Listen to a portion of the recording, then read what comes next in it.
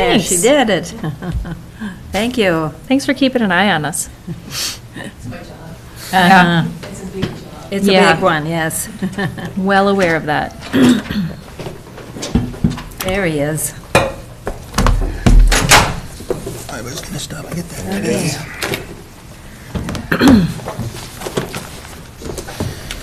So I will call our special meeting to order under FFA grant documents, and I will turn it over to Brady. Madam Chair, this has not been sudden, but except for this approval. So we did the work on this grant much earlier.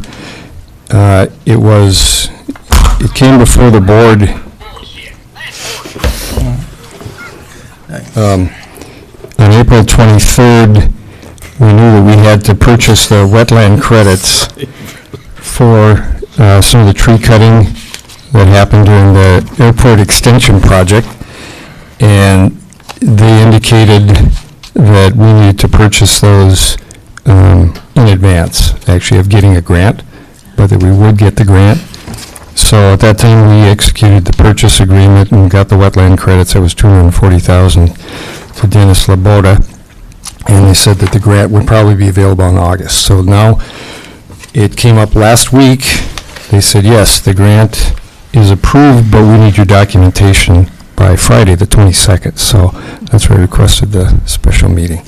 So the grant document is here, and it shows the federal portion. This is just for the federal part of the grant, so they cover 90% of that purchase we made in April, plus there's some estimated administration fees. So 90% of that is the $217,628 that you're approving today. And there should be a state grant forthcoming for 5% of it, and then we cover the other 5%. And that's essentially coming from the additional maintenance money that we're getting now, the over $40,000 instead of $25,000. So I'd ask for Okay, approval. questions? We all had a chance to look through it. Comments? Motion to approve? Second. Any other questions or comments? All in favor? Aye. Opposed? Same sign. Motion passes. Thank you. Thank you. I will close the special meeting on the FFA grant documents. Thank you, Brady. We're lucky that we were all here today. Yeah. Perfect. Thanks for doing that. And then, Madam Chair, we'll reconvene as committee of the whole as soon as we move the tables? Okay. Yes. Please stay here and go unless there's something you want me to do. That's fine. I understand. Okay. It's easier to do so for me.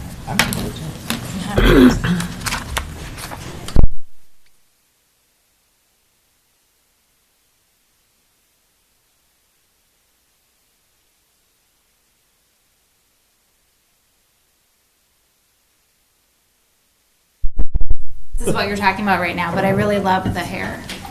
We're talking about that my iPad fell over and hit this button right as Brady was talking, and it was very entertaining.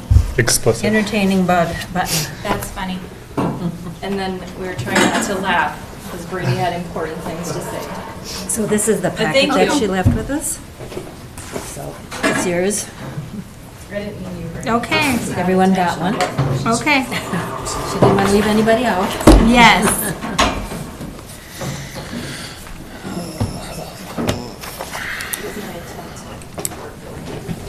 To what? Oh, I see. Well, as a bonus, it's also fun, and you look kind of like an LOL doll, which is something you might not be aware of if you don't have a 6 or 7-year-old girl. Oh, you do? Okay. So anything, will that be ready to sign today? It's all ready. Okay, so I'll stop by, and then whatever else you have to sign, do you have anything? I just noticed that. Okay.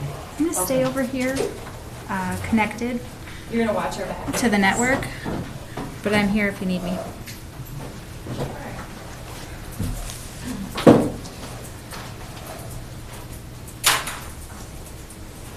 I'm gonna sit over here.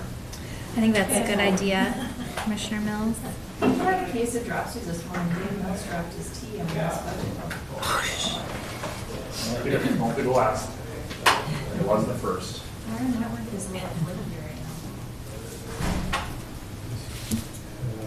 The actual library budget. The actual. I put in estimated 5% in there, but they've approved it now, so. At the Four- 4.9. Just a little less, 4.9.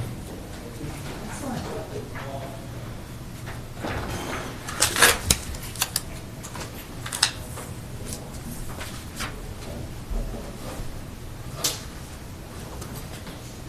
That's as we met last week and approved that.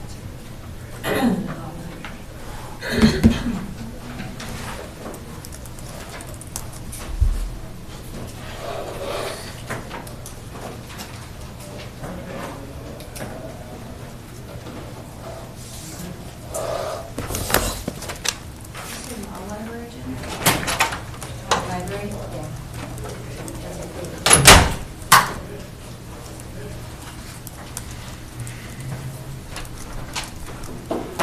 Okay, we're all here. We're in the county.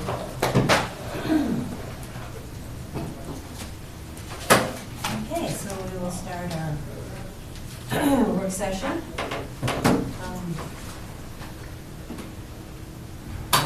I'll let Jeff go ahead and. Madam Chair, if we could, by the way of making introductions, we have Pamela Dixon here as our new HR generalist. If you could each just quickly introduce yourself. Brady Tudor. Hey, Brady. Auditor Cheshire. Myron Bersheim, District 2, County Commissioner. Jenny Storley, District 5, which means Lutzen, Tofty, and Schroeder, end of it. Heidi Duker, District 4. Dave Mills, District 3, so that's the west side of Granny Way going over towards Cascade River. Not just County Road 14 there, Grand Portage Open. He's number 1. And We met yesterday, Molly Hicken, County Attorney. All right, good. Welcome. Thank you very much. I'm glad to be here. Thanks for being here. Yes. so the first item on the work session agenda is the city-county contracts. And as a reminder, we talked in June with the city council and talked about reviewing the intent and the values of what the city and the county wanted to accomplish with the major agreements that we have. And we included the copies of the contracts. So I still think we had some summary conversation about what our goals are of contracting between the city and the county for providing services.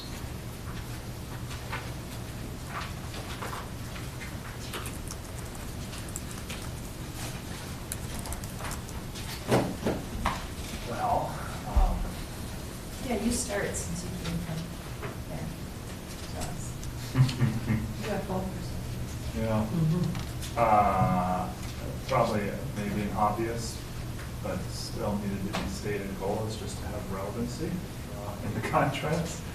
And on the city's side of things, there's a lot of outdated ordinances and contracts. And so that's a large part of why this is being brought to the county is to try to get everything up to date. And that's a huge process and a slow process, but an important one.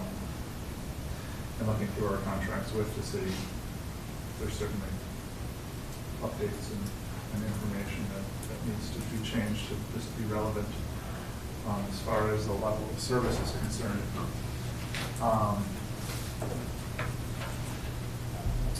Coming from the city's side of things, I think though, just from what I have been hearing, and I haven't really heard much, honestly, from the county side of things that are in this role, but from the city side, I've just heard more about streets and having things clearly defined between the city and the county. Not that there was a blatant lack of service or huge complaints Mason of the city is working on that as well, with the calendar working and winter snow.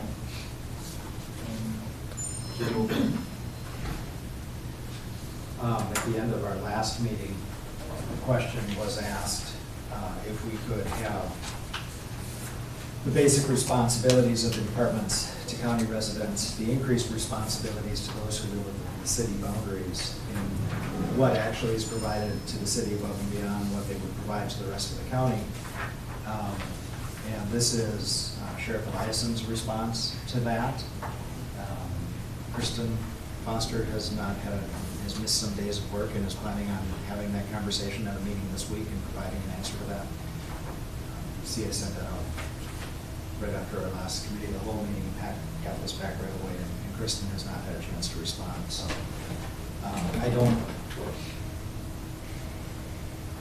Pat's responses are appropriate, but basically they're just excerpts from the contract, and they're really not getting at the, what are the goals that the elected officials have in working with the city to do this.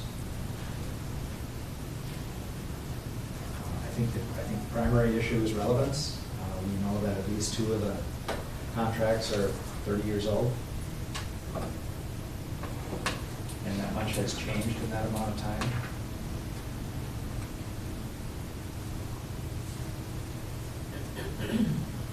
Question? Me? So we have this meeting, and it just seems unclear to me how we're going to resolve this or establish it. Is my understanding that we're supposed to come up with something and submit it to the city? Or is it going to be more give and take dialogue, that kind of thing, as we proceed? Or are we, I guess that's my question to start with.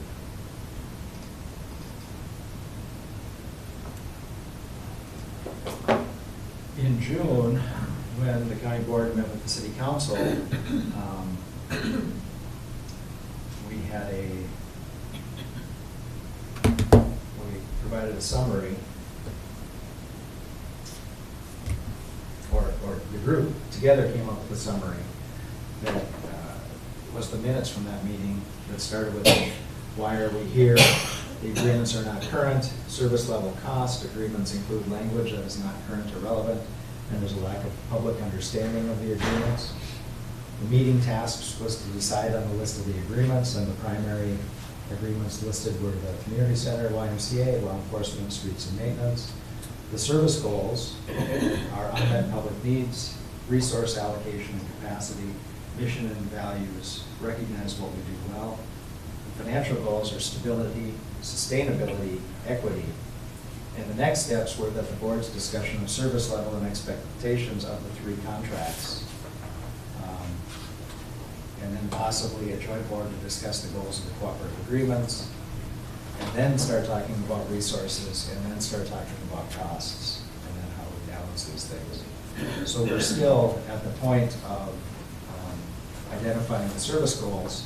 Are there any unmet public needs?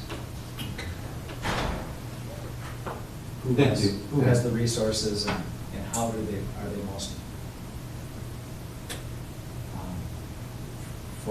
from unmet public needs? You know, on the city side,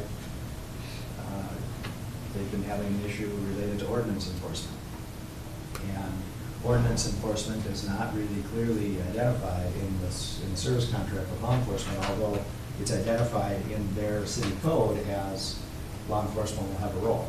And since they did away with their police department and rely on the sheriff's department, there's a gap.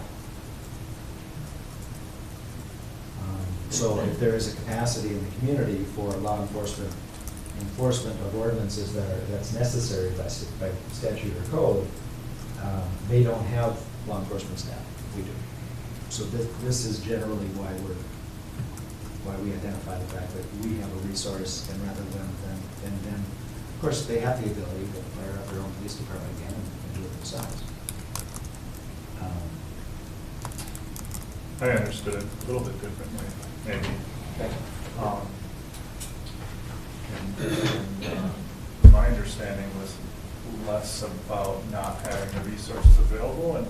just not having clear ordinances or relevant ordinances, and so that's where I thought they were kind of going to dive into.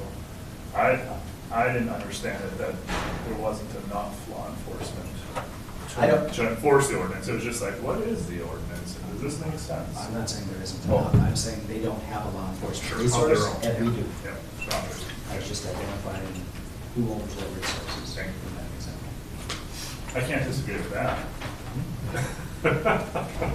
I've been on the city side. I've been on the city side when they decided to contract with sheriff's departments. I've been on the city side when they decided to go back and open their own police department again. The fact of the matter is, $150,000 or $130,000 that we get from the city doesn't even pay for a chief, let alone a car or an office space or anything like that. So it's really,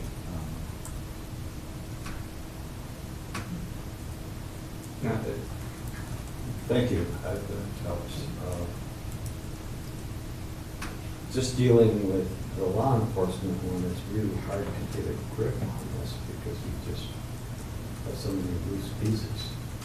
Right, I'm wondering, like, have we had more calls? Have we had more use of our resources? That there should be a change? so generally, I think, related to the law enforcement contract, I think it's important for Sheriff Eliason and the county board to hear from the city, what are they expecting? And what value does that have to them? Not in terms of cash, but in filling the gaps in the services they're providing to their constituents. So, having talked about this a little bit in the past with the Y, maybe it's a question for Auditor Powers.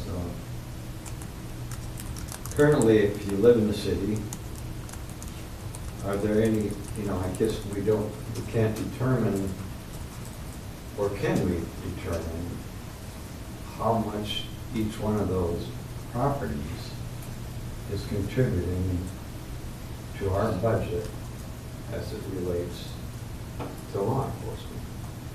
I know we had that discussion with why. I mean, are they paying They're paying this, the same as everyone? as everyone else. They pay $140,000 a year for additional coverage. Okay, so that's the way that works. And then the question is that adequate or not? Or appropriate. Or appropriate? And just one thing that's happened, obviously, the cost of the same service they provided when the contract was Well, written yeah. is far different today than it was then. For sure. Was the contract? A person, a car, everything's changed. Right. And was the contract written to cover all of the expenses, or was it just what was affordable at that time? I know that's prior to you starting. Well, this specific contract calls for, we could say the price they're paying hasn't kept pace with the cost of doing business. They can say, you're not giving us the hours that are mentioned and specified in this contract. We don't know, I don't know that answer to that. 4 years ago, when Pat and I first looked at that and sat down with Frank Moe and Jan Sievertson and Mike and looked at that and said, okay, the number of hours actually being allocated probably does equal the amount of dollars that we're getting in because we've cut way back on the hours that we're providing. And that's important to know. So that's where the conversation comes in. Does the city have different expectations of what they're receiving? And that's why I think it's important for them to identify what it is that they're calling for that are not the general services that are being paid for through the county levy to everybody who lives in Business Cook County. In this one, that's specifically the question that needs to be asked. Sheriff's office by statute is not required to patrol.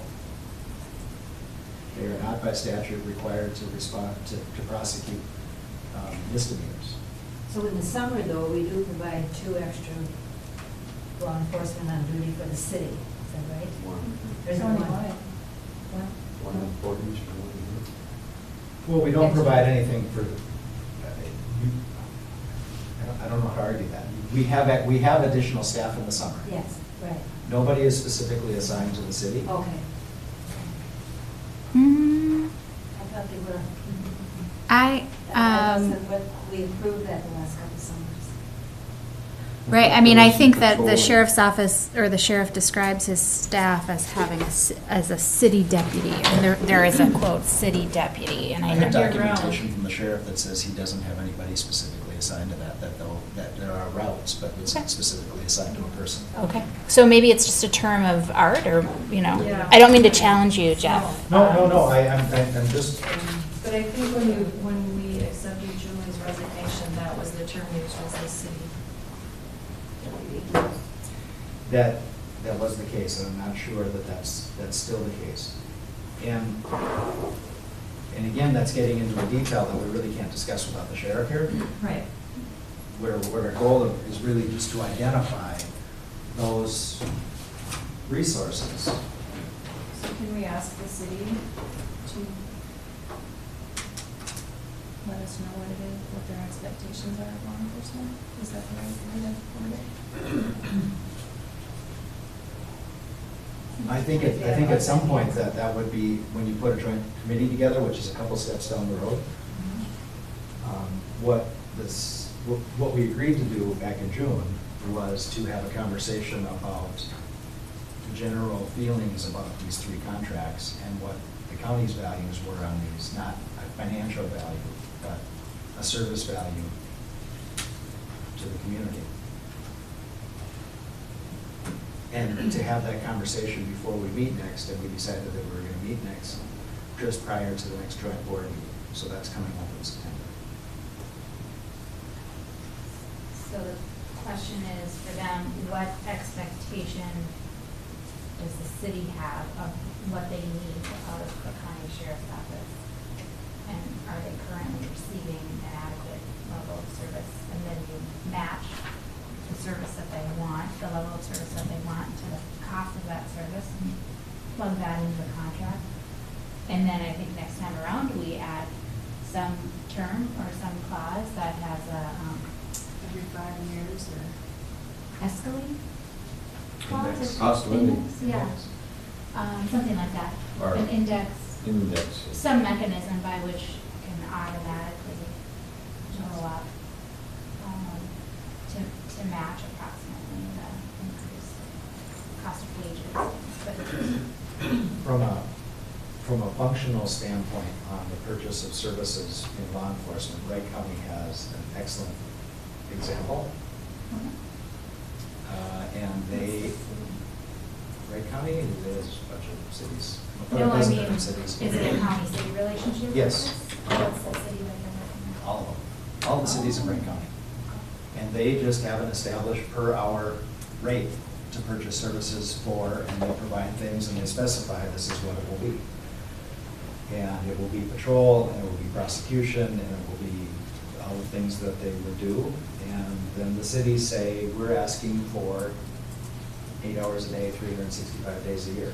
They're quantifying the hours that they want, and then that is being used to make decisions about how many deputy sheriffs they have on staff at Wright I County. think that's a really approach. And again, I still think we're skipping over the step about having the conversation about community values. What are we trying to accomplish with these three contracts in general? And we're getting into solving the problem and looking at formulas before we've had a conversation, which is the conversation we had in June and said we were going to continue. Does the county have a value on this other than to provide the service that the city requests? Yeah, I see. That's a great question. I think that's one of the questions. Are we just the service provider, what you want, or do we have some input? And that's the part I'm not sure. Right, in all three of these contracts, it seems more like the county is trying to help the city out. I mean, it is a joint agreement, but I don't see. Except the Y, they're helping us out. Yeah. But that's, okay, so for the law enforcement, it's more of like a city ask and we respond, and sure, we can be proactive. We want to figure out how to respond before we know that they want, but if we want to build some kind of structure like Wright County or have an index figured out or whatever, Do you want me to see if I can collect the contracts from that Wright County Sheriff's Office has with the city? You can actually look on the website and find that. Yeah, but it's just, so maybe we should focus on, because of the why is a different situation, we should focus on that versus the other ones.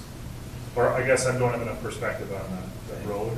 Well, generally, what are the community values that our law enforcement is doing? It's public safety, right? It's public safety, and how are we providing public safety in the community, and how is that different in the city? And according to Pat, it's not, except for the things that they specifically ask for that are above and beyond the regular services that he's providing.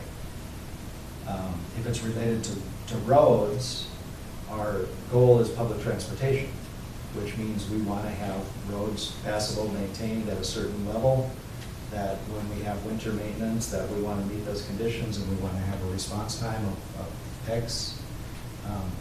We have to define our public service goals, and then we look at the resources that we have. We have trucks that meet this criteria.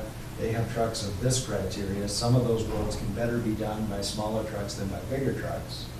This is just a very generalized overview of why it's better for everybody who lives and works and visits here, for us to efficiently coordinate the use of our resources to do some things together, rather than for us to just draw a line in the sand and say that's the cities and this is the counties. And I know, like the sheriff's department in Wright County, not directly, but one of the goals was a county goal. In fact, they came forward with a proposal because it was they had a hard time getting fresh information quickly from towns that had their own little police departments. When criminals started moving out, when the roads got better, and they needed to know right away, if these burglaries were happening here, and if they're happening there, and et cetera, they said it's in our interest to fight crime, to try to have them all connected directly to the sheriff's department. So that was a big county goal in that, but it went both ways. And I don't know if there's a county, similar county law enforcement service in general in the city or not. I suppose, I guess, it seems to me that, talking about concepts or community values or whatever, that we as a county have certain expectations in public safety. And then look at in terms of what unique characteristics are about our only major city or town, and say what are those needs that would be beyond what we typically provide. And I think that's what we're trying to do, correct? Anyway, to figure out how can we collaborate on that to the best we can. Since they don't have any law enforcement, and we would have to somehow or the other say, this is what we expect to provide, generally speaking, and then these would be the unique issues related to Grand Lake. That help all our, I'm just trying to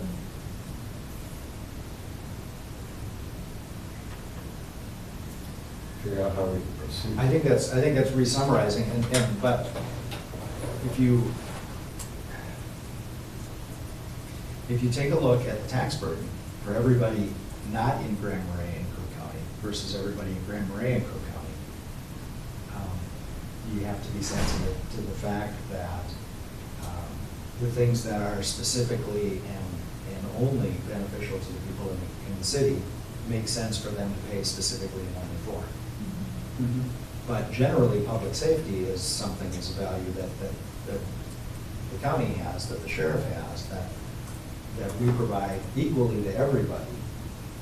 And you can say we spend more time and money in Grand Marais, but there's more property in Grand Marais, and there's a higher level of concentration of taxes coming from Grand Marais. So when you look at that kind of makes sense.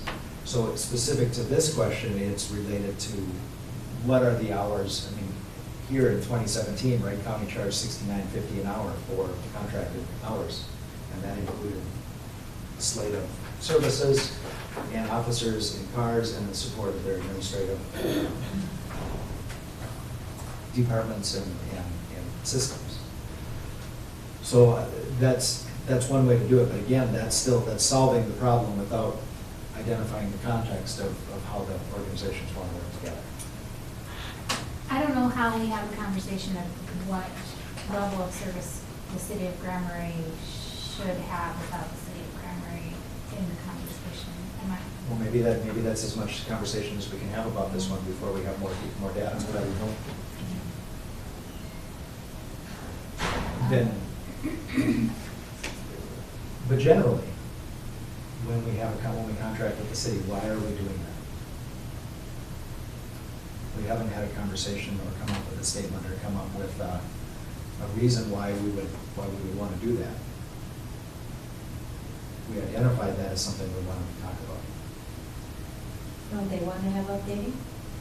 Isn't that something that they have asked for?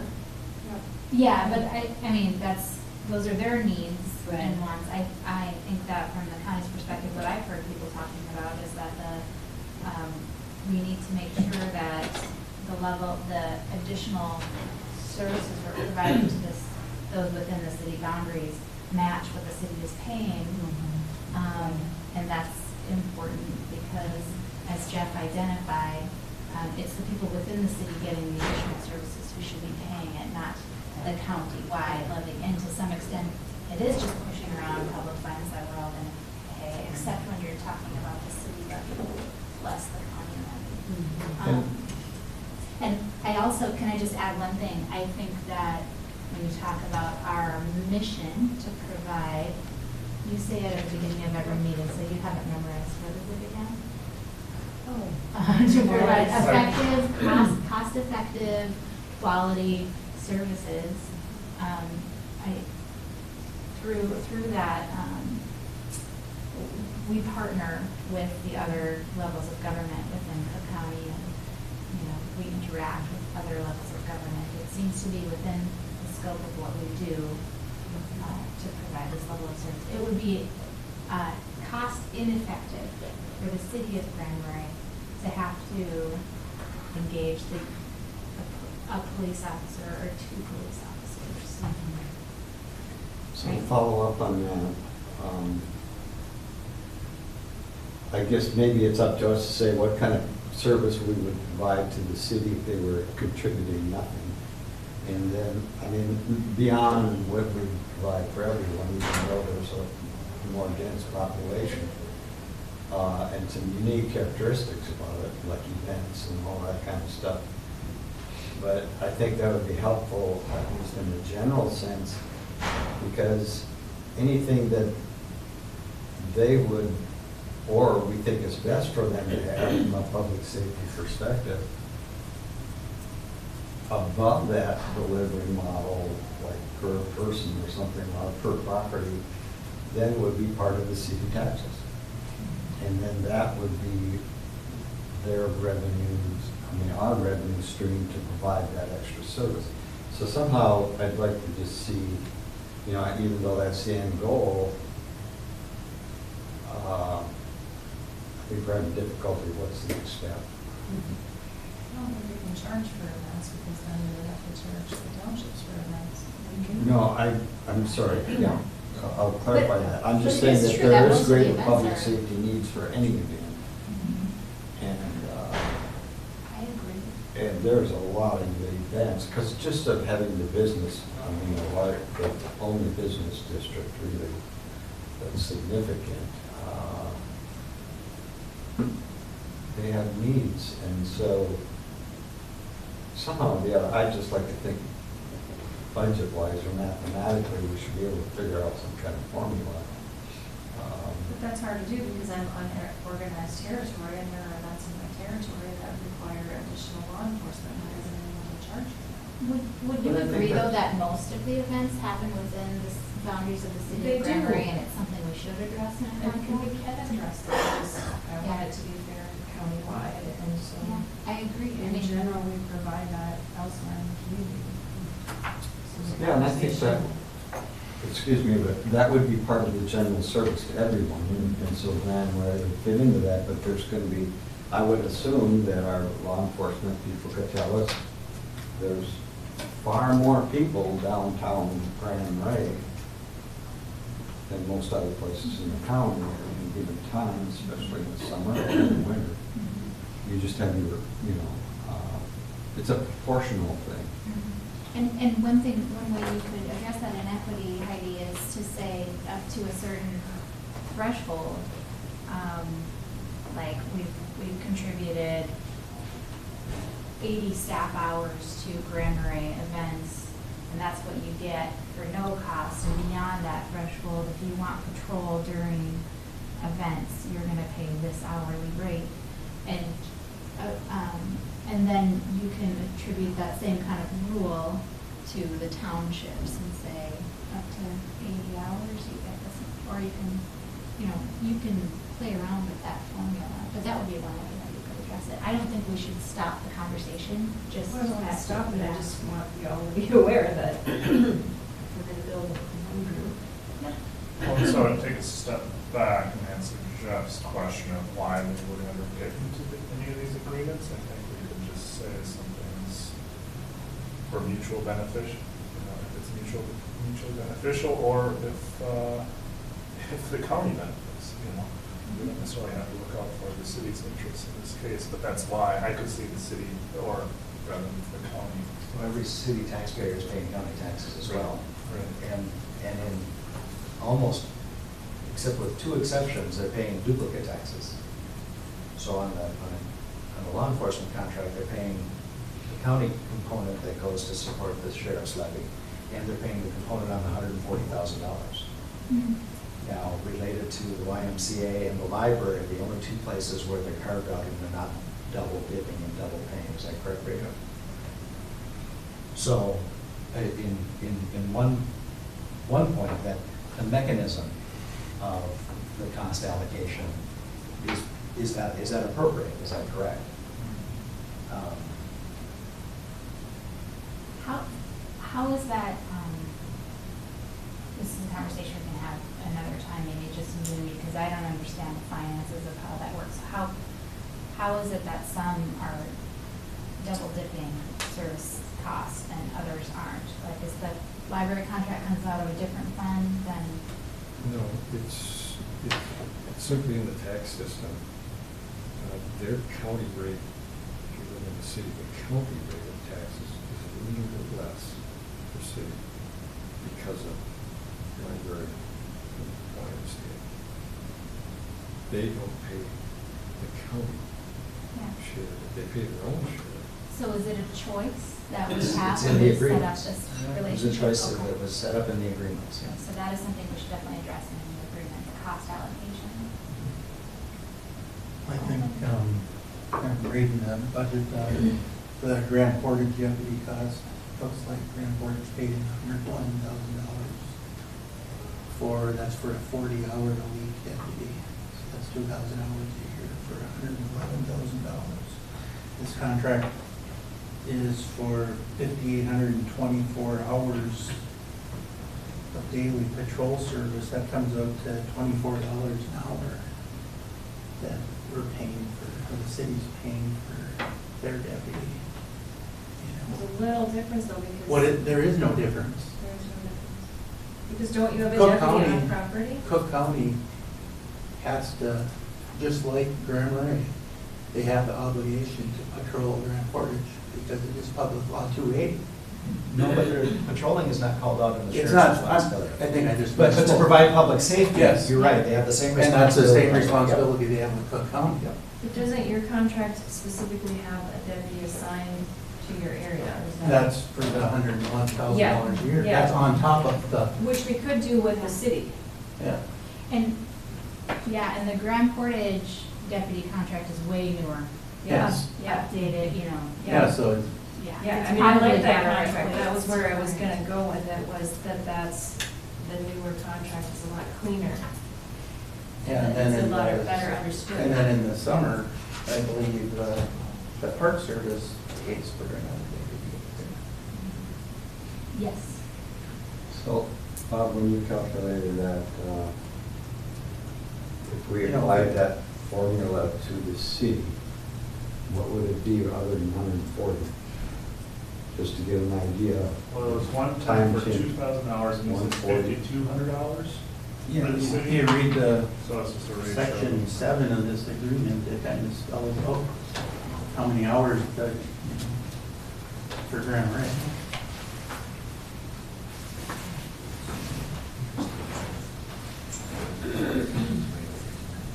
But did Grand Portage provide a facility for that deputy to work over? And is that in the contract? So that'd be 286,000 for the city. Hmm. If it was the same.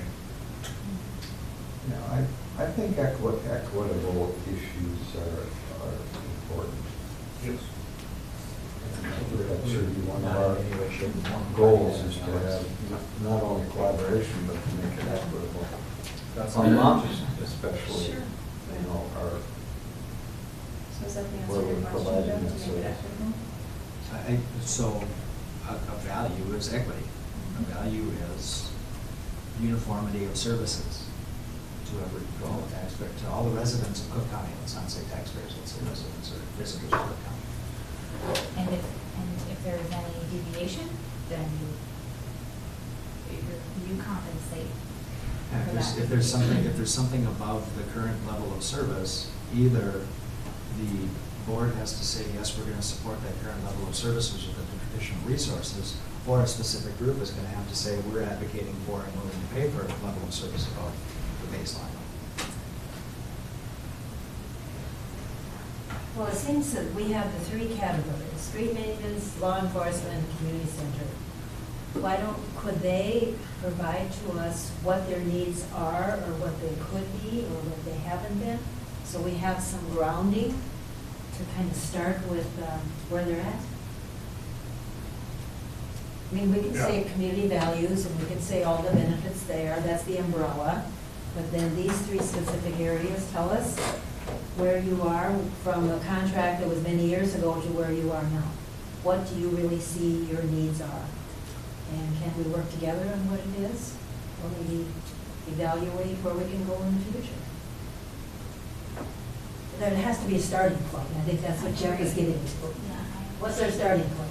Would it be helpful to draft a letter to the city and say, here's what we talked about as our overall values, what's important to us in the creation of these contracts?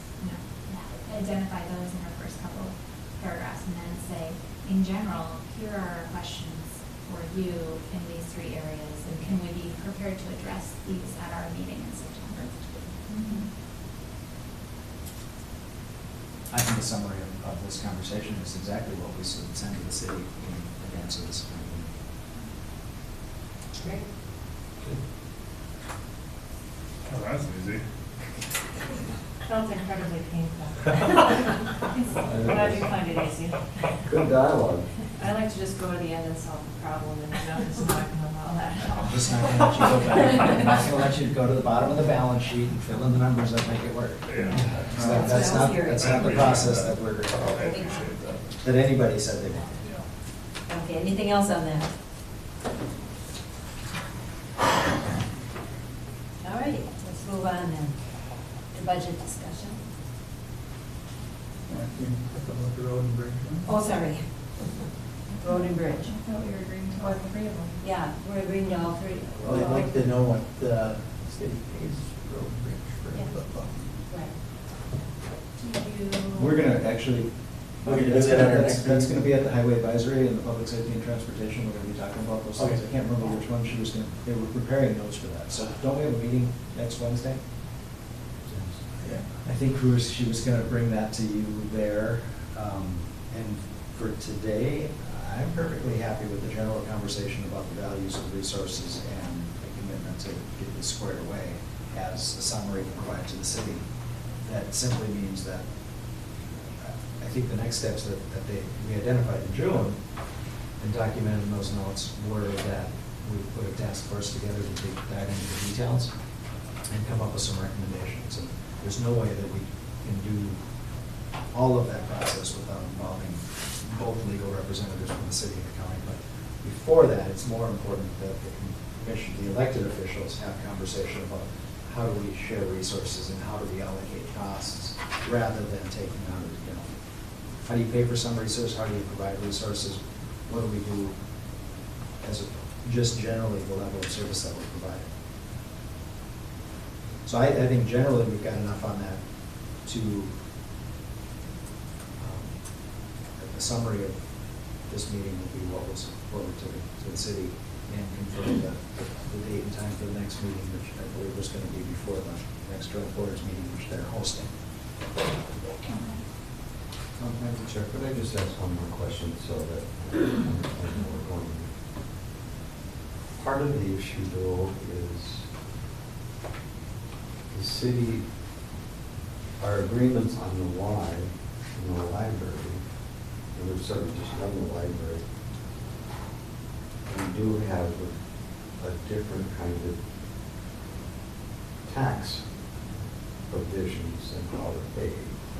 So I think for all of us to hear, let's just take the Y, I'm most familiar with that one. The city assesses their properties for that city tax on the basis of what they pay us, which is $100,000.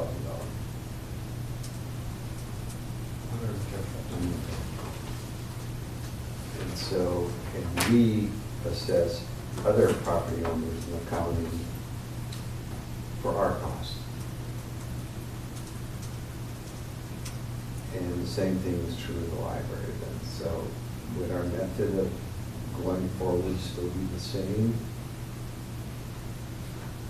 Or do we have the option to say, well, it's maybe in our best interest that those properties pay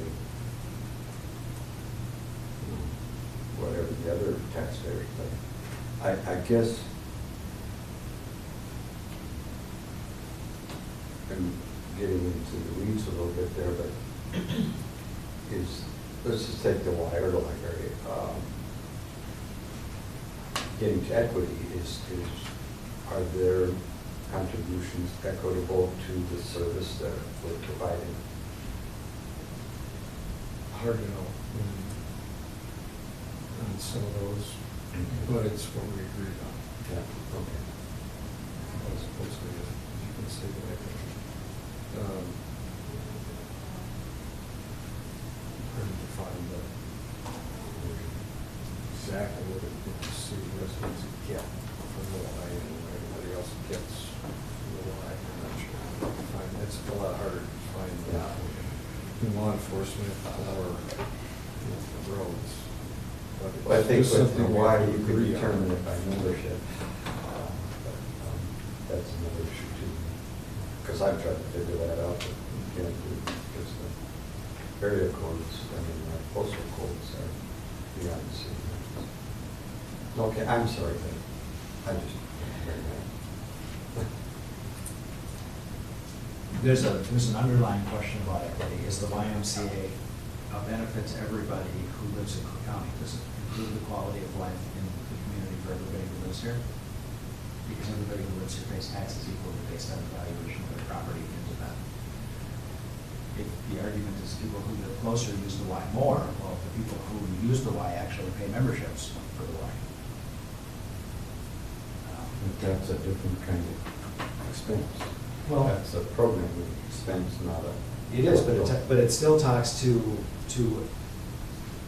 equity related to financial support and singling out the city versus everybody else in the county for that. There's, I don't know if we want to get into the weeds right now about the Y agreement.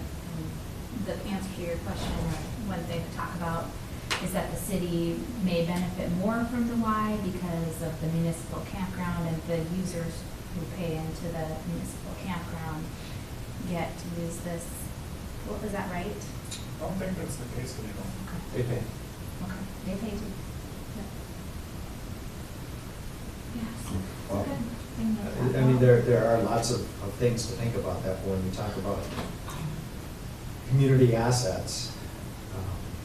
how do you allocate that? We just had this conversation related to SGSTs. Do you allocate costs based on footage, based on value, based on the fact that you're one of 20 people that have access to this service? I mean, there's lots of different ways to divide it up. Yeah, the vehicle miles on the road. And it's not easy and it's complicated. And that's why it's important that the elected officials from both the city and the county have that conversation facilitated so that they come to some reason for the suggestions that they make to staff and telling us how to write up, draw up, and manage these contracts. But that's really important to know, that it really is for the elected officials to tell us what you want reflected when these contracts are drawn up. Brady? Yeah, I think, So the county assisted the city with the city pool. Was the taxes done similarly? Did the city residents not pay the county portion of our contribution? Okay. We were paying a minuscule amount for 75,000. years and years. It was $5,000 a year towards the deficit. That's how it was originally written, and it never got looked at after that. So we paid $5,000 a year for years and years, and then some $3,000 for pool lessons for school. And it wasn't until, I can't remember the year, 2009, and somewhere in there, that they said, hey, the cost is up to $200, $250 a year, can you help? And in other words, basic, and generalize it, about a third. Yep. So we paid 75,000 the last few years. And we didn't do anything special in taxes. Okay. Thank you.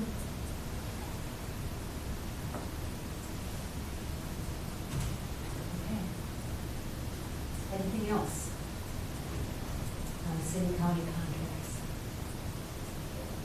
So we'll wait for our summary from this meeting and move on with what needs to be done before the next meeting with the city. Okay. Budget discussion. Madam Chair, this is really open forum for you. You've all had your books for a while now, or just gotten them recently, and you know that last week we had a conversation about the sheriff's and the jail budget, and today we had a conversation about the public health and human services budget, and the highway budget is scheduled for conversation next Tuesday. So our question to you today is what questions do you have about the materials that you've presented this far? What additional information do you have that you haven't been given?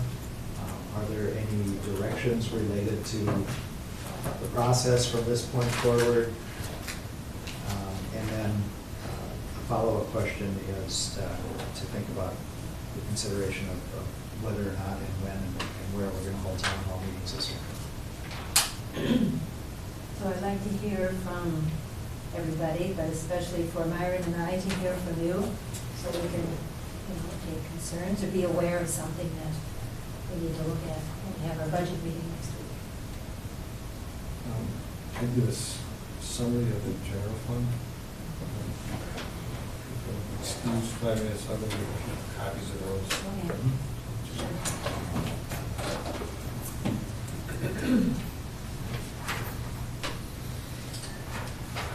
yeah, I think as a budget committee member, I would like to hear, we have made some assumptions regarding capital funding outlay, and also how to deal with the 5-block issue. And I think they're real good place to start, and maybe the end result, but I guess I'd like to, those are the assumptions that we're working with now with the point, fourth line, whatever it is, 06, what is it, 4.0? 3 was the last number I saw. 0 point. So that assumption, I think, from a board perspective, would be helpful to say, is that the way we want to proceed from here? And that was the recommendation made from auditor and administrator. And I think very logical. But is that the assumption we want to go forward with. Because that's then, I think the next step would be some of this more fine-tuning. To elaborate on Commissioner Bertrand's comments, the levy summary that was first put out by Grady was put out with the data that he had in hand. But we talked all last year about the fact that if we retire this capital bonds debt of $330,000 a year, that we weren't gonna allocate that towards operational savings. Even if we didn't do a capital project, we were gonna hold that money out for future capital needs. That conversation did not translate into that's not shown in 4.03 math. Does that put us up to 7? That would put us up, we could add, for 330, you could add 3.3.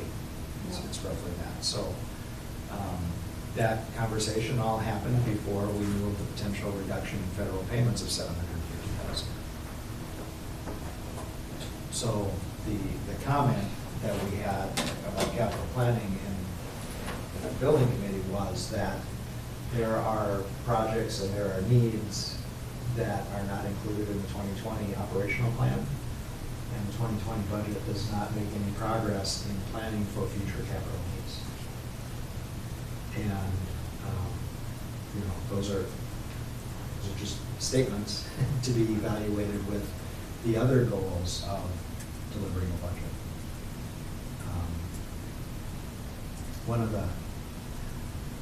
One of the points that we had in last week's, and Brady's going to come back with this capital fund or this general fund summary. The operational budget for the county is roughly $18 million. The fact that the budget gets up to be $24, $25, $26 million some years are the years that we're doing projects. Last year was a big year because we had transportation sales plan and capital bond issuance that allowed us to take on some major projects. This year we have additional capital spending because we're still spending some of those bond proceeds. One of the things that we need to separate in our conversation about budget is the operational budget, which is the thing that is primarily supported by levy and other continuing resources, and the capital budget, which really is underfunded significantly and is really not funded by the county right now to a very great degree. The only capital that's being funded by the county in the long term is the $2.3 million that was included in last year's debt issuance because we retired all of their expenses.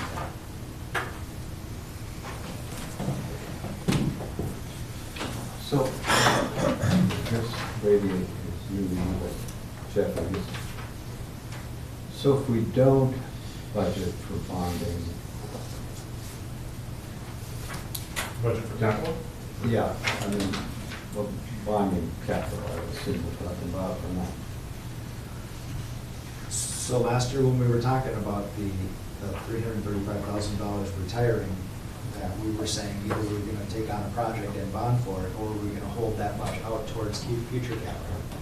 Okay, so we're talking about bonding.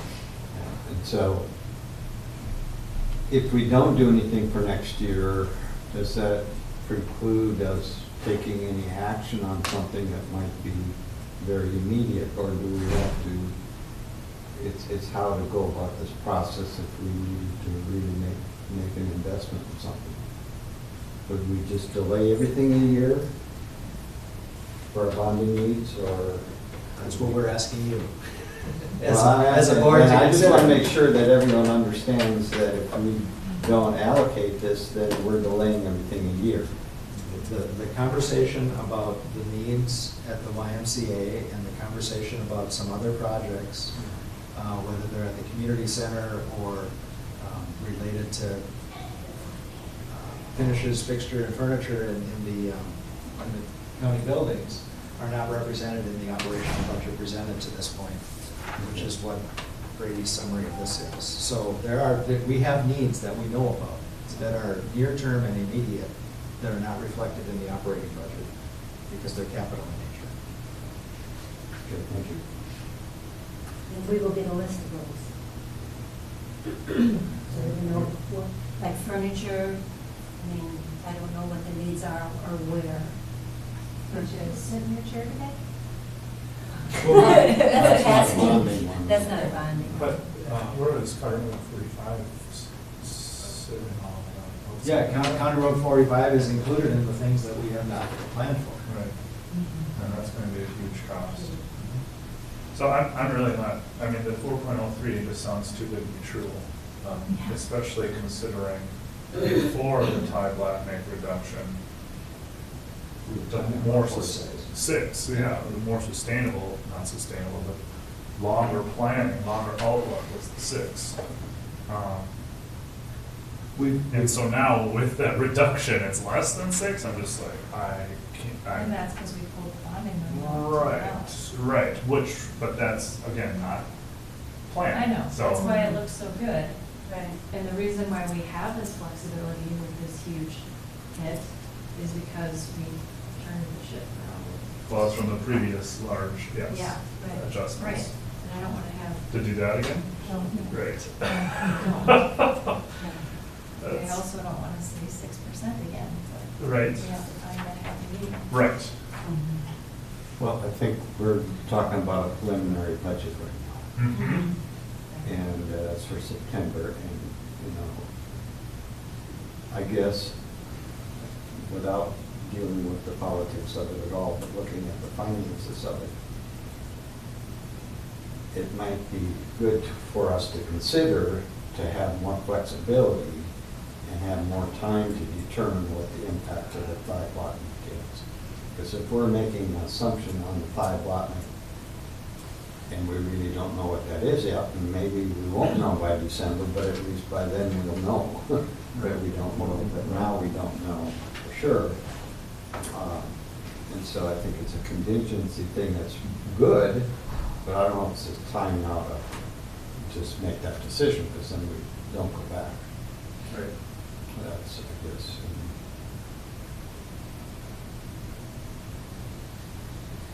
So you'd like to have a conversation about what's not in the budget that's represented to this point? Well, I think the big issue is the capital funding issue. Is that something we should drop now, or wait and include it in our preliminary, or not? I guess that's my question. We put that back in, arts grants back in, we're creeping up to 7.5.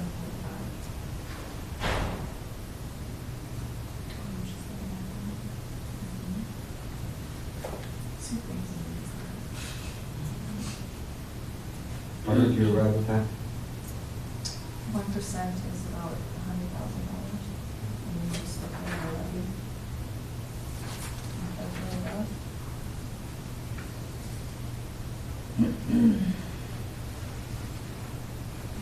Yeah, easily, if we just took the 335 that we're retiring and we set it aside so that we can determine, are we saving it towards capital projects, or are we holding out so that we have capacity to buy down a future capital project, or are we just saving space in the budget to have bonding payment capacity?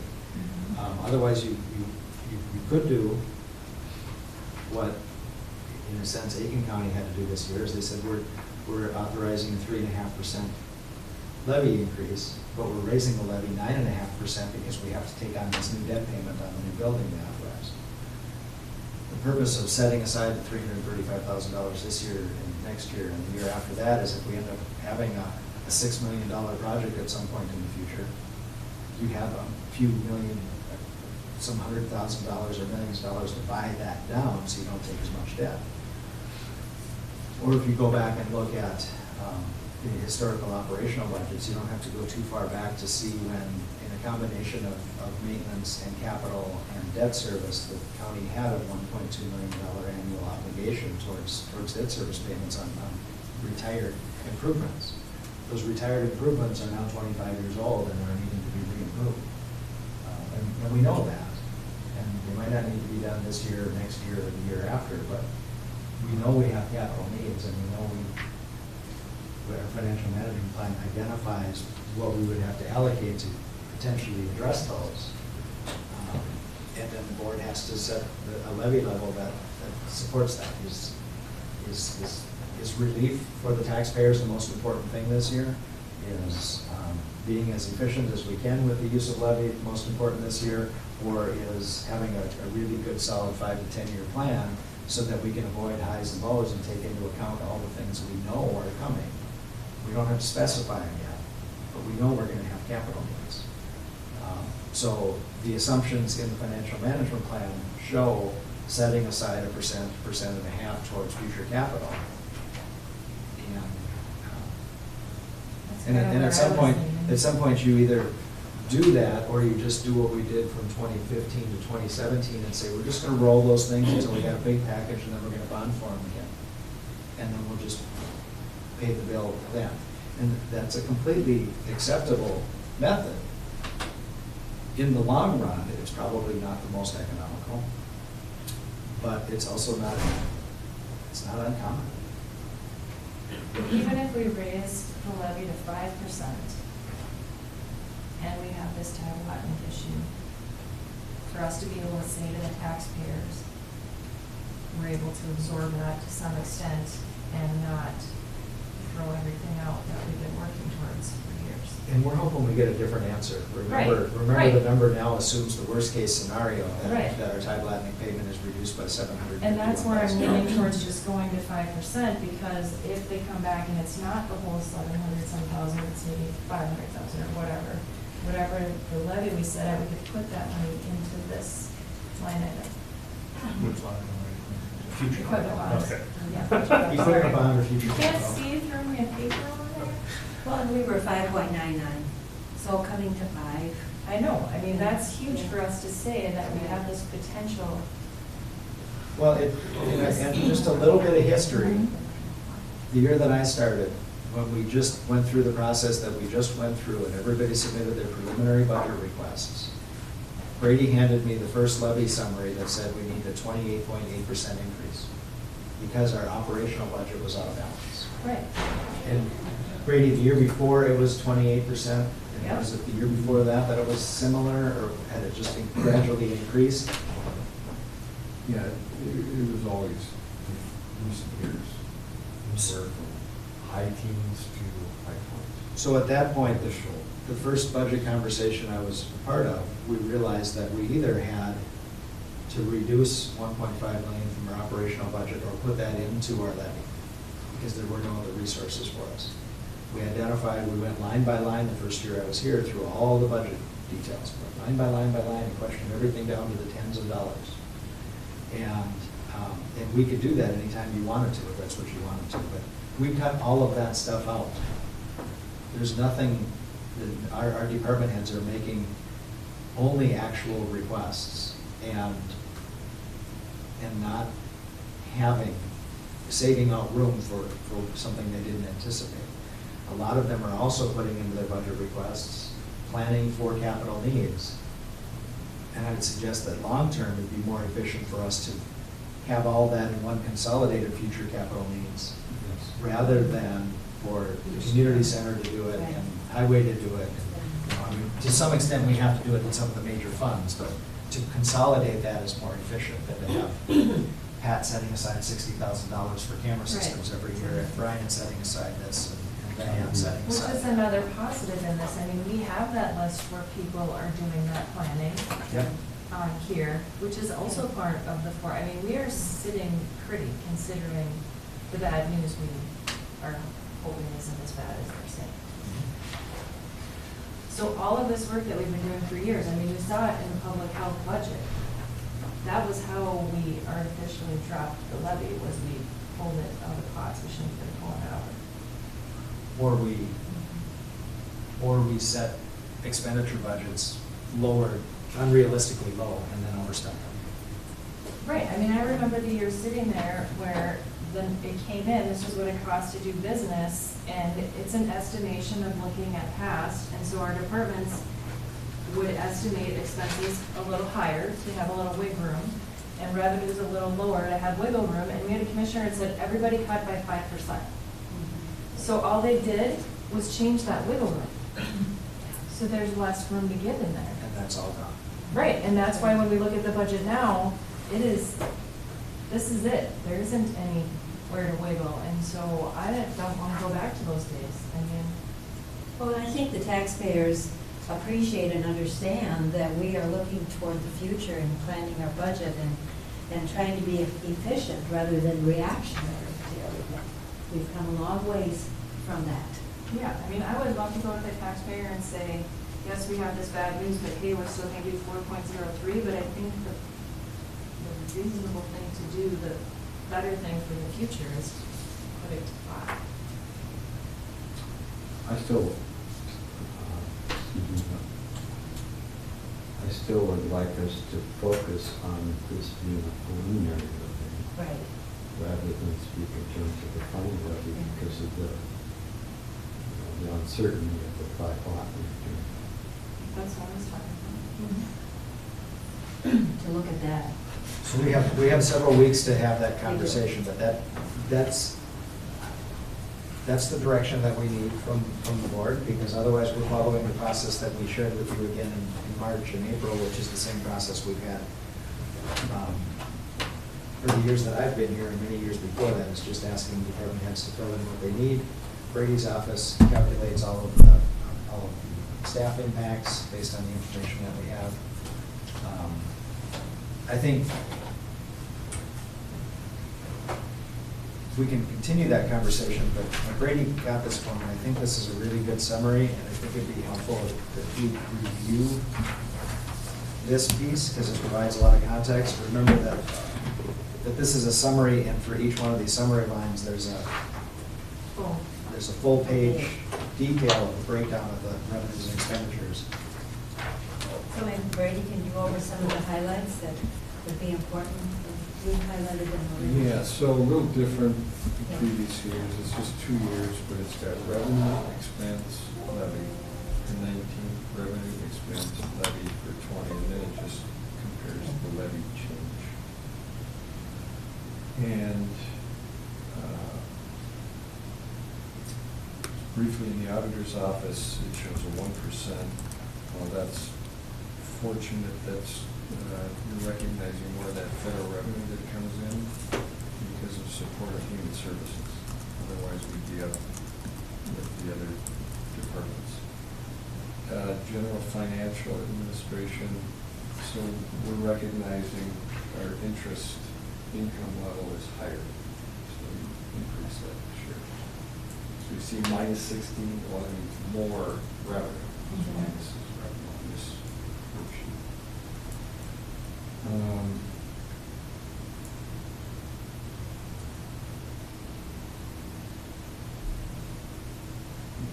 Bigger offices. Maintenance, you only see a 2.5%, even though he has a staffing request. I think we've talked about that. We increased the rent, so that's offset. That's why it's only 2.8%. So we've been charging rent, the general fund, to Public Health and Human Services for 20 some years. There's some thought in the cost allocation for these federal revenues that you collect more revenue overall by charging some rent to your Human Services Department. It's just easier for them than to show that to the federal. It's just internal shift.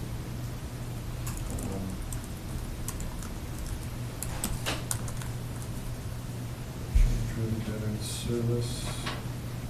Sheriff's Department is 10%. Big items are negotiated benefits, and this is, I don't think there's any real changes. It's just reflecting what actually came in, what actually happened the last couple of years, and the cost of negotiated benefits versus what was budgeted. And mileage, budgeted at 140, but we've actually been spending 170. And Pat is looking at enterprise. I haven't looked at it yet, but there's study, hoping this is going to be a reduction in the future, but not big yet.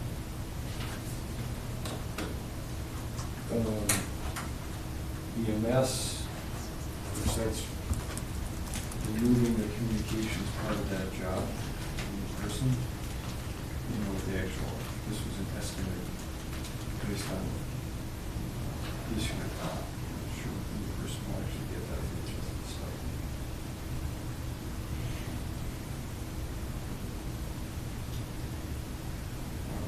School recycling.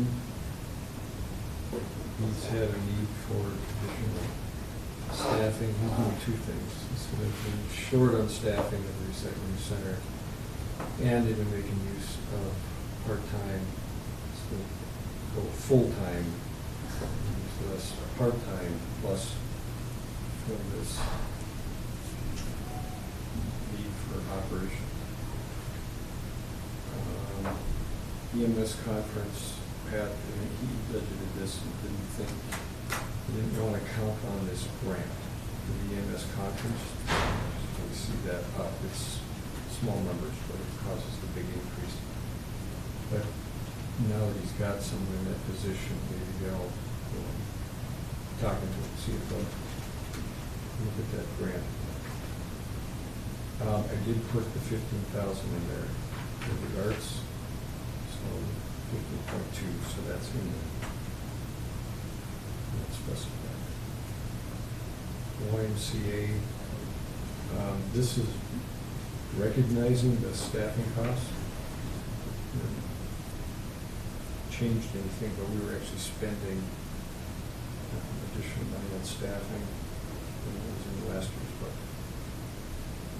Supplies higher than last year's budget, utilities, plowing, those are high years, so Brian has said that we cut Jeff and cut it in between. This was a high year, but it wasn't a medium year. Extension office, this is Diane finally asking for some assistance at the community center, some staffing there. Soil and Water is asking, as they did a couple of years ago, for additional money for a grant match. It's not operational, the same operational, 36,000, which has been the same. They're actually adjusting that? Yeah, so I just want to address that, if you guys want to look at. Oh, page adjusting from what I have? 603. No, it is what you have, but when I talked about the commissioner who asked it for a 5% decrease, Soil and Water didn't have 5%, so they cut their money down to meet that 5% request. They just took 5% off of what they asked from us. And during their board discussion, now that we've got the levy evened out, Soil and Water said, can we have that back? Can we have what we used to levy? So that's why their baseline levy is 40,000 instead of 36,2. They held the line for us. Remember, they're not a county department. They, for many years, helped us out with our levy. So the ask is to go back to the numbers they were before that 2014 or whatever that was that we asked for the 5. I think it was 2014 we asked for a 5% decrease from everybody. And then 15, according to the 2015. Yep, there you go. So additional That's close. 3,700 in operations and a $20,000 grant. And then the 20,000 grant. So the grant we've applied for, but we won't know until October, and we have to set the maximum levy in September. So if it comes back that we don't get the grant, then their final levy request in December, it could be removed if we don't get the match. So that's where Soil and Water's at. Okay.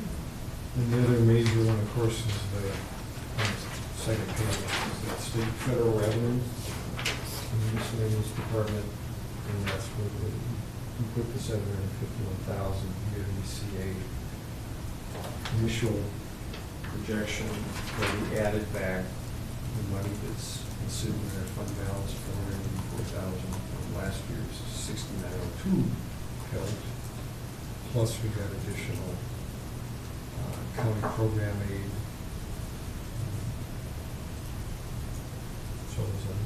So the total is gone? 700? So here, the revenue here is 3,236,729,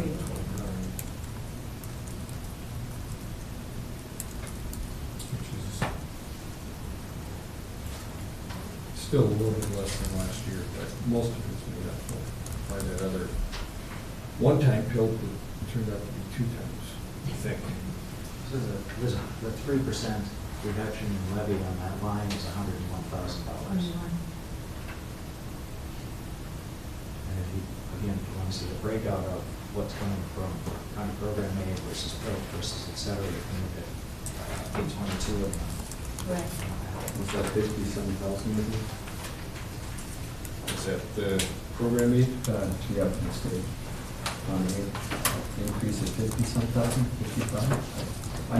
I haven't looked in here, but just remember something about it. You're asking about the state though? The increase we got from The state program aid, county program About aid. 58,000. So that's included in this figure too? Yep. There was one other reduction, they stopped the PERA aid. Oh. 51-year PERA, which was 17,000, so we went backwards on that. They gave you 51 and took the 18 back. Yeah. Thanks.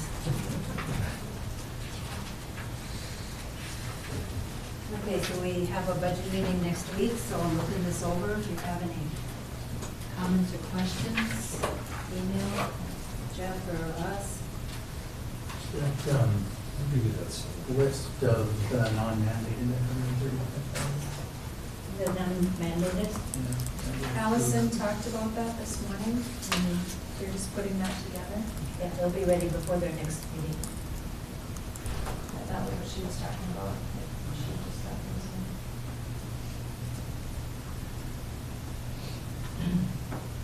Well, yeah, one thing I'd like to talk more about is just our previous conversation with the arts and culture grants, and looking at this whole section of culture and rec, and just how those were divvied up. You know, we were talking a little bit about the process before I was here, and so I guess I was hoping for more perspective on right now there's the front section index, but that's all in the 500s, the culture and rec. Just more perspective on how those numbers were deemed appropriate for each of the different organizations. And it is a different process, is my understanding, for the historical societies versus the arts grants. And then I'm not too familiar with the parks and rec, the 20% either. And that's not, I guess, itemized in here.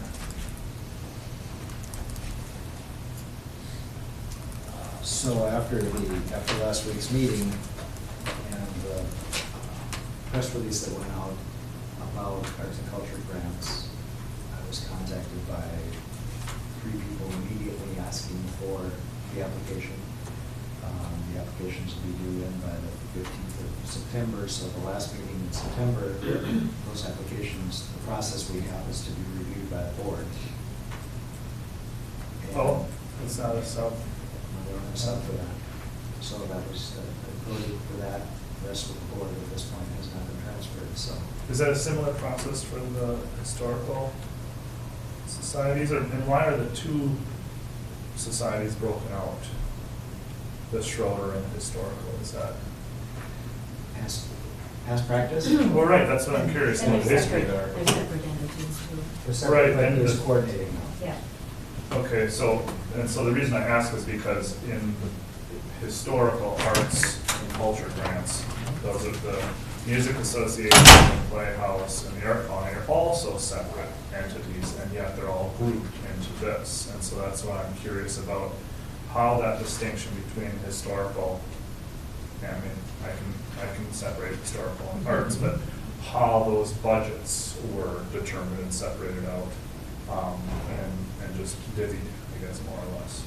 So we removed the discretionary, those were pulled out, right?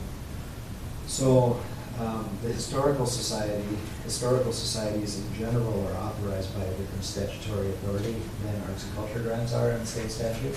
So there's one reason to hold them separate. Yep. The Cook County Historical Society, the county owns the buildings, which is why that was moved above the line.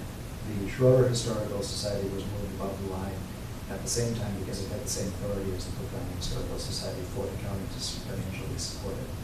Why are they still shown separately instead of independently? Is it an accounting issue? They're just, that's not the case, but the payments to each are separate.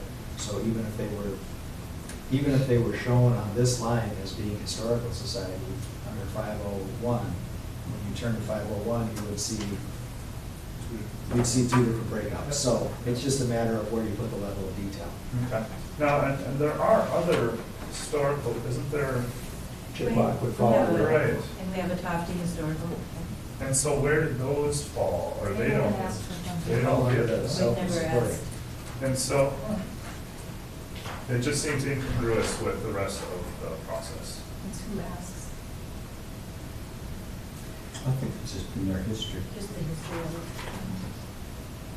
Well, Like the Cook County however, Historical Societies had the relationship of buildings. yeah. I know at Chick Block, I was a little bit involved in that some years ago.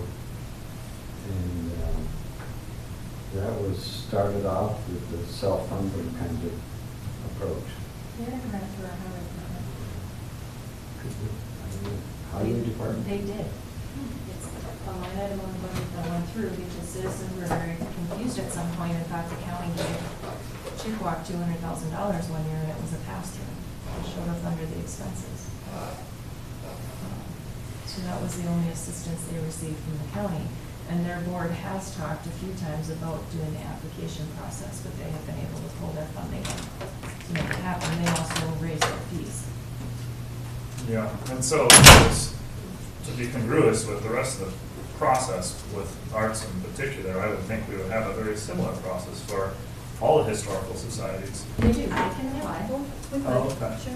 Yeah, we never have. And so, They can apply if they choose to. is that advertised? Is that, they know that? Yes, we do. Yeah. Tofty does. The press release went out locally to the local press releases. Also shared it with higher ed and asked her to share it with all of the nonprofit agencies with mailing lists. So people that work for nonprofit agencies in the community know that that's correct. The historical societies have been applying for for grants from the Yeah. arts and culture. Yep. From the arts and culture, the historical society. Okay. I haven't been to a Chippewa board meeting in a long time, but they hold a lot of pride in the fact that they have not been Yes, to. oh yeah, no, that's great. I was just, it didn't seem to match of what was going on, so that's why I'm trying to get some perspective here. And can you fill me in on the 20% Parks and Rec for 523, what's? Honestly, I'm not familiar Okay. with that number, so I'm asked to hold that question. Sure. No, that's fair. Where it's 523. It's not in the book, it's just on our index in the front.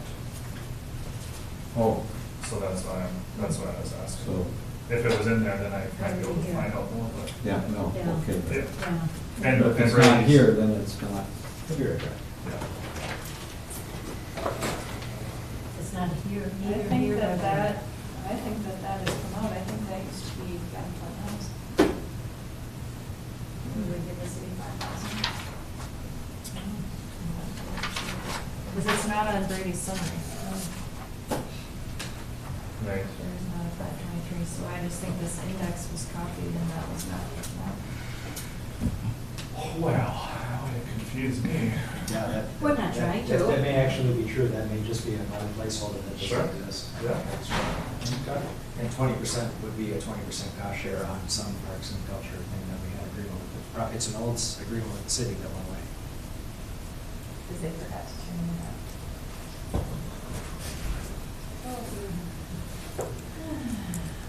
I'm so glad the recording was on with us, so I think that was right. Because Did- not everybody's here to hear that.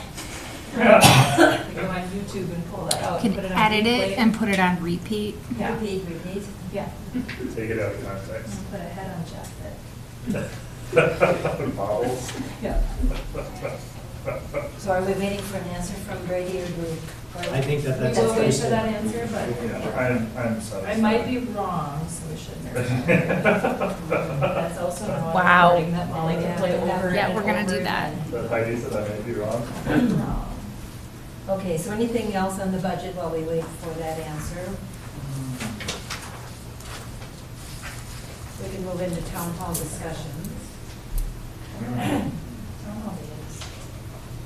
So I just brought what we've done in the past, and hopefully we would be ready for all of these. So to you, Dave, we've had packets, and we've had information about how we do things, how we serve people.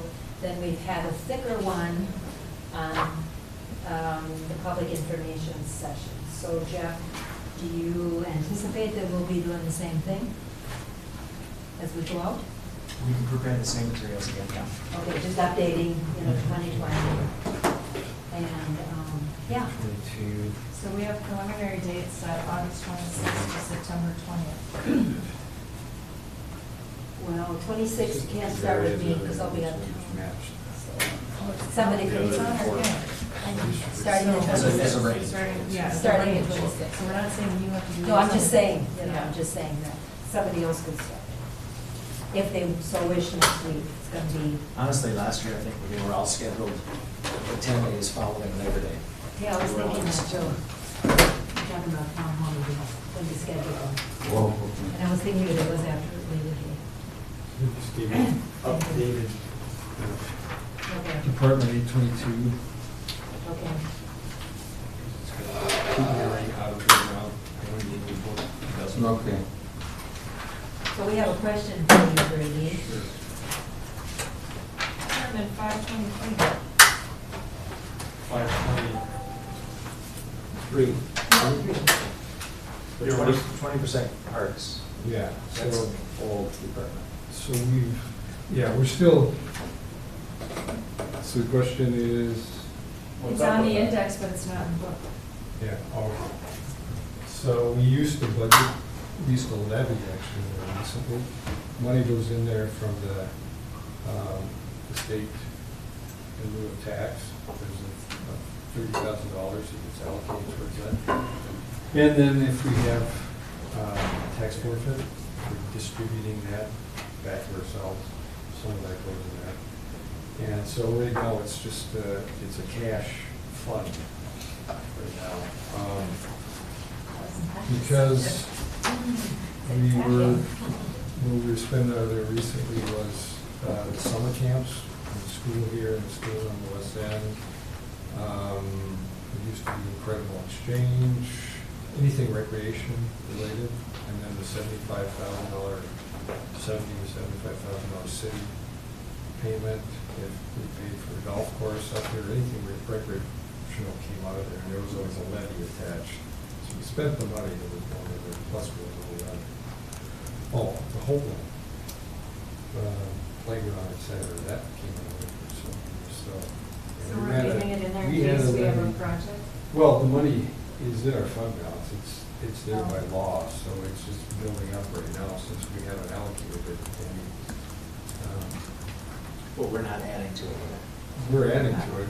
We're not levying to add. We're not levying.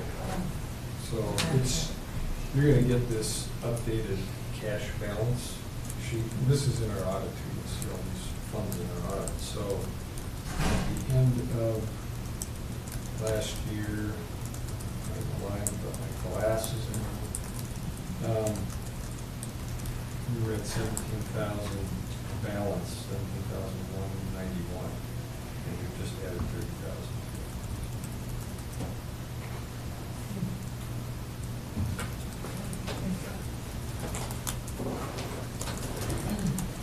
Okay.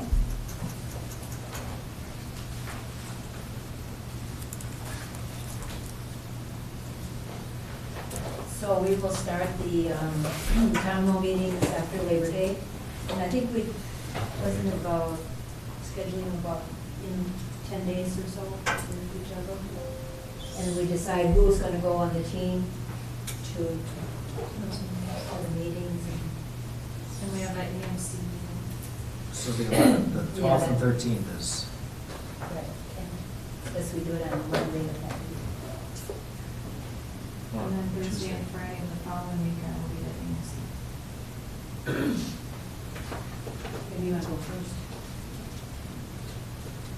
So I think what I would ask is for commissioners to identify a date and a space that works in their local calendar and share that with myself in April, and we'll try to coordinate schedules.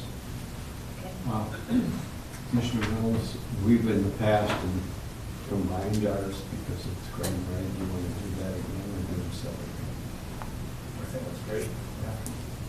Last year, there was a good turnout, I think best turnout of the town halls, and that was combined with that very productive.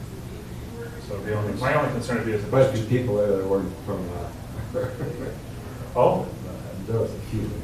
yeah, I think my only concern would be is if there's too many people, but it doesn't sound like that's been an Don't worry issue. about that. Right, so. Further Commissioner query. DeShaw, do you want to do yours at coffee? Yeah, no, Chicago one morning. But We have one person.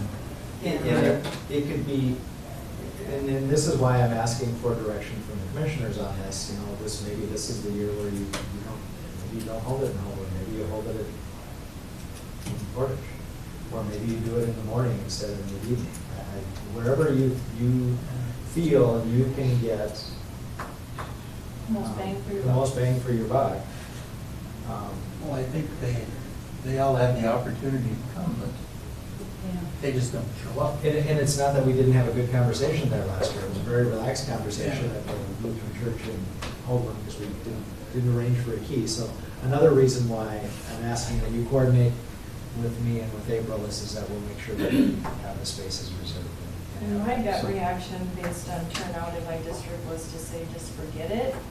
But we've had some homeowner meetings where the tide allotment was brought up.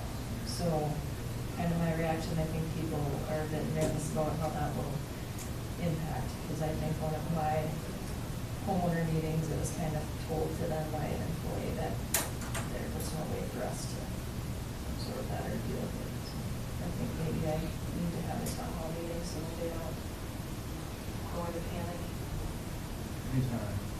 And we do So go- we're trying to do it the week of that, After after Labor Day. that during those 4 days. No, not necessarily. Oh, No.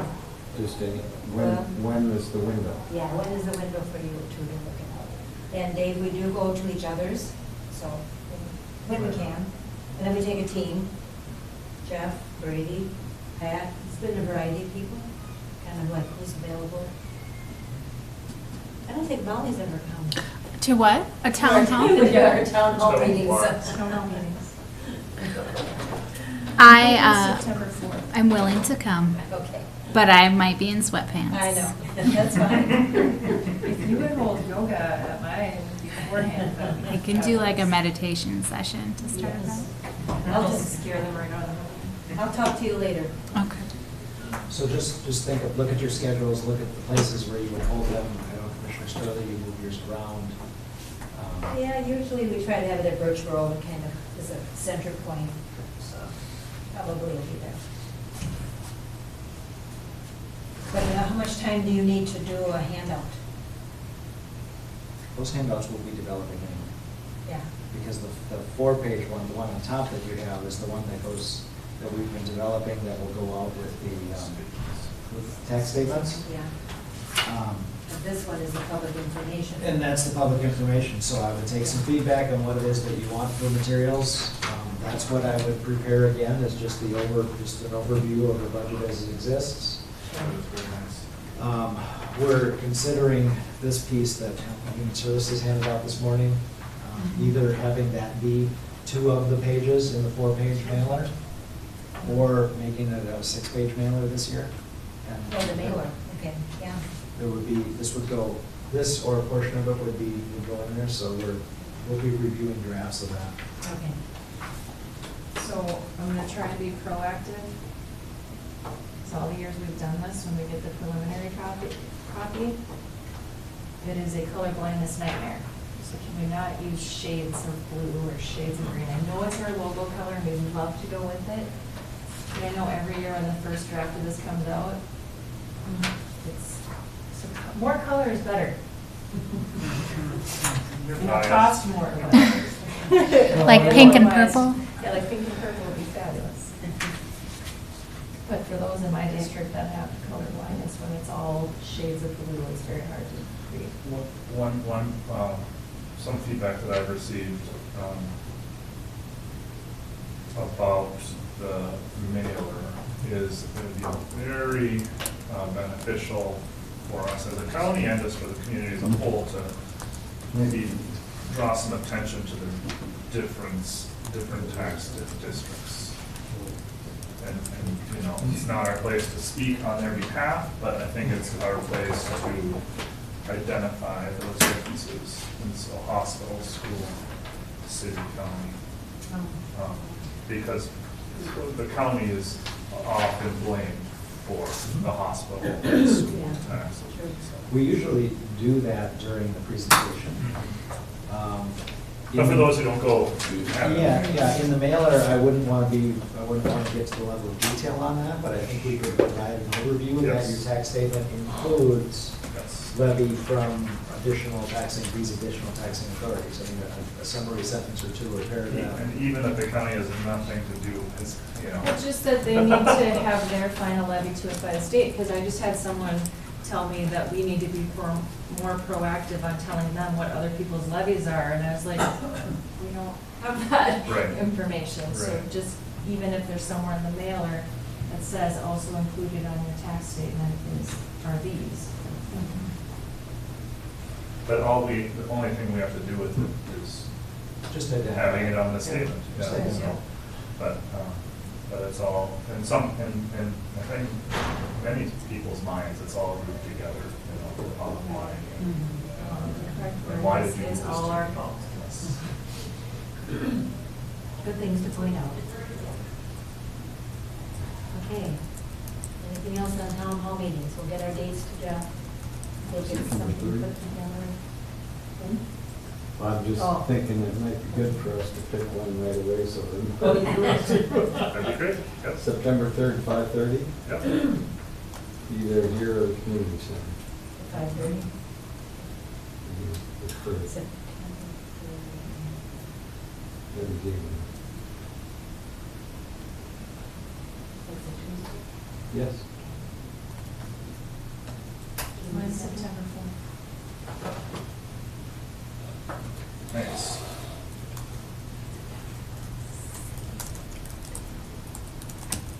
Let's do it. You're saying September 4th? That is the only day I have available and I can do it. Okay. Perfect. I'll have to look at my schedule. 5:30 at Scott Hall. Okay. What? Scott Hall. Community Center, Fire Hall. Okay. First fire truck sign, you see, drill after making them. 5:30. So the second. Yes. The first one after the first one you see. Yeah. Because I wanted to make it easy. Yeah, 5:30 is that about? Yeah. Okay. We'll get the public information out after we confirm all these things with us. I want the directions to say the first fire hall after the last First- fire hall. the first one. How many fire hall later? There's 3 on that contract. Or might be 4 signs. Yeah. But one of them's still with them. September 4th, What time is it? 5:30. Do you want directions again? Should we do the AM, 5:30 AM? Because she's doing yoga, she'll be available. 5:30.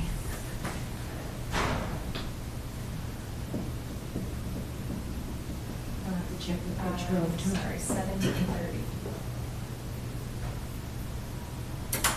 Okay, well, I'll work that out. Anything else? Thank you for the building committee notes. Anything else to discuss? Okay, thank you all for your attentive